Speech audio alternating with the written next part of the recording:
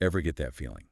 Like there's got to be more to life, more than just, the daily grind. Oh, absolutely. Like something deeper calling? Yeah, yeah, like a yearning for something bigger, a sense of purpose, maybe even a connection to something way bigger than ourselves. Makes you think, huh? It totally does. Yeah. So today, we're going to take a deep dive into this whole idea of a spiritual journey. Love it. We're going to be looking at this audio excerpt called La vida del maestro, un viaje espiritual, Which translates to, the life of the master, a spiritual journey. And we'll see what kind of nuggets of wisdom we can pull out of it, stuff that might help us, tap into that yearning, figure out what it's all about. sounds fascinating. So right off the bat, the Source frames life as this pilgrimage. Like we're all in this quest to uncover our true nature. Like we're searching for ourselves. Exactly. And it all starts with this idea of a divine spark inside each of us. Yeah, like a tiny ember glowing within. A seed of pure consciousness that's just longing to connect with, well, everything. What some might call universal consciousness. Like a little piece of the source itself. Exactly. Wants to go back to where it came from. Makes sense. Now, picture a vast ocean. Okay. Each of us is like a drop of water from that ocean. We may feel separate as we, journey through life, Right? but we're all part of that same ocean of consciousness. Deep. And that feeling of separation, it's like a veil, obscuring our true nature. Ah. So what creates that veil? What's keeping us from seeing the connection? Well, that's where things get interesting. The Source talks about these layers of conditioning. Yeah, like everything we pick up along the way. Yeah. Our upbringing, cultural norms, relationships. Oh, those experiences. Exactly. Even our successes and failures. They all kind of shape how we see the world and ourselves. Like we're putting on different masks. Exactly. Playing different roles. And after a while, we forget who we are underneath it all. So it's like those layers build up over time and they push us further from that divine spark. Like we've wandered away from ourselves. Right. And that's why understanding this whole conditioning thing is so crucial. It's the first step. Yeah, it's like peeling back those layers to reconnect with our core selves. Take a look at your beliefs. Okay. Where do they come from? Are they really yours? Or are they just stuff you picked up from your family, your culture, society? Wow. It makes you wonder how much of what we believe is actually, true to ourselves. Right. And how much is just borrowed from somewhere else. Like we're living someone else's script. Exactly. Okay, so we're trying to shed those layers, but life's not exactly a straight path, right? Nope. That's where the dance of duality comes in. Yeah. It's a constant back and forth between, opposites. Light and shadow, joy and sorrow, love and fear. That whole yin and yang thing. Yep. And honestly, that's something I've always struggled with, especially the bad experiences. The tough stuff. Yeah. Why would we need to go through pain or hardship? What's the point? Well, here's a thought. The Source suggests that every experience, good or bad, is a stepping stone. A stepping stone. Yeah. Like the tough times. They push us to grow, to question things, to search for deeper meaning.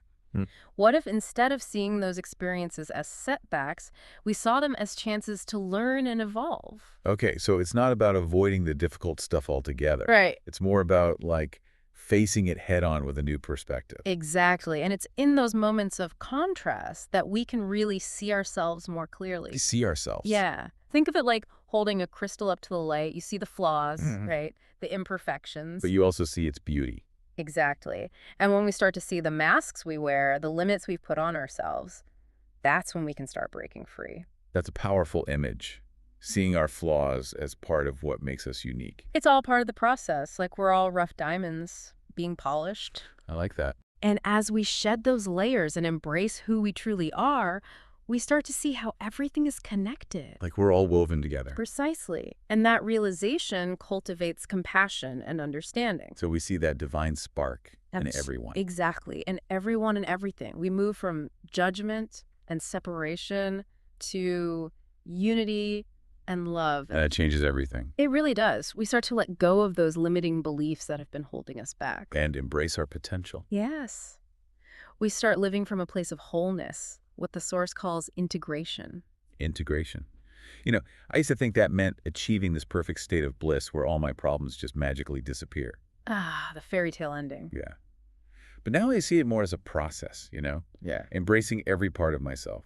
The good and the bad, the strengths and weaknesses. It's about recognizing that all those pieces make up the whole. Right, and that wholeness is where the real power is. Beautifully put. And integration isn't just about inner peace. It's about experiencing abundance in every area of life.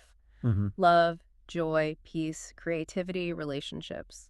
It's about aligning with our soul's purpose and letting those blessings flow. Absolutely. It's like when you're trying to force something that just doesn't fit. It only works when we align with our true nature. Things start falling into place effortlessly. Yeah. Obstacles disappear, opportunities pop up. Like magic. Exactly. And that brings us to this idea of the inner master. Ooh, the inner master. Not some external guru or authority figure, but the wisdom that's already within us. I love that. It's like we all have this wise sage inside us just waiting to be heard. Exactly. And the Source makes it clear that this inner master isn't separate from who we are. It's our true nature, the observer within. So by connecting with this inner guide. We tap into infinite power and wisdom. Okay, but how do we actually connect with it? It all sounds a bit mystical, you know? It starts with listening to that quiet voice inside our intuition, practicing mindfulness, quieting the mental noise, and creating space for that inner wisdom to come through. So things like meditation, spending time in nature. Journaling, anything that helps you connect. And, the Source uses this beautiful image to describe what it's like to live in alignment with our soul's purpose. Yeah. Crystalline flow. Ah, yes. So imagine a crystal. It's got these perfectly aligned facets that allow light to pass through effortlessly. I see it. That's what it's like when our energy flows freely, without any blocks. We experience vitality, clarity, and a deep sense of connection. Connection to ourselves, to others, to the universe. Exactly, like we become these conduits for that divine spark to shine through us. Illuminating the world around us. So after this deep dive into the spiritual journey, what are some key takeaways? What can we actually apply to our lives? Well, we've explored this idea that life is a journey of self-discovery. It's about embracing every experience, recognizing our interconnectedness, and connecting with our inner wisdom. It's about seeing every experience as an opportunity to learn and grow. And ultimately, it's about living a life full of purpose, abundance, and alignment with our true selves. So as you continue on your own journey, here's something to ponder. What would it feel like to live in that state of crystalline flow, allowing life to unfold with ease and grace? What would it feel like to radiate the light of your true self? And what steps can you take starting today to move closer to that?